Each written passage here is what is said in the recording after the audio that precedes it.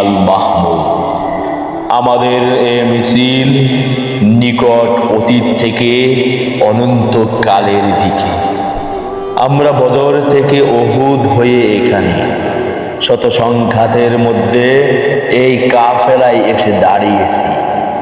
কে প্রশ্ন করে আমরা কোথায় যাব? আমরা তো বলেছি আমাদের যাত্রা অনন্তকালে। উদয় ও অস্থির ক্লান্তি আমাদের কোনোদিন বিহ্বল করতে পারেনি। আমাদের দেহ ক্ষত বিক্ষত, আমাদের রক্তে সবুজ হয়ে উঠেছিল মুথার প্রান্তর। পৃথিবীতে যত গোলাপ ফুল ফুটে তার লাল বর্ণ আমাদের রক্ত, তার সুগন্ধ আমাদের নিঃশ্বাস বায়ু। আমাদের হাতে একটি মাত্র গ্রন্থ আল কোরআন। এই পবিত্র গ্রন্থ কোনোদিন কোনো অবস্থায় কোন তাওহীদবাদীকে থামতে দেয়নি। আমরা কি করে থামি? আমাদের গন্তব্য তো এক সোনার তরণের দিকে, যা এই ভূপৃষ্ঠে নেই। আমরা আমাদের সঙ্গীদের চেহারার ভিন্নতাকে গ্রাহ্যের মধ্যে আনি না, কারণ আমাদের আত্মার গুঞ্জন হু হু করে বলে, আমরা এক আত্মা, এক প্রাণ। শহীদের চেহারার কোনো ভিন্নতা নেই।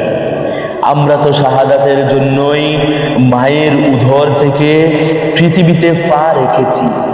কেউ পাথরে, কেউ তাঁবুর ছায়ায়, কেউ মরুভূমির উষ্ণ বালু কিংবা সবুজ কোনো ঘাসের দেশে চলছি।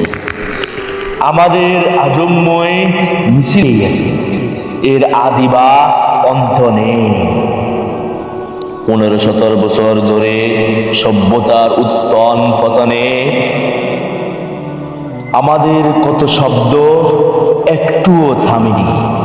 আমাদের কত সাথীকে আমরা এই ভূপৃষ্ঠের কন্দরে কন্দরে রেখে এসেছি।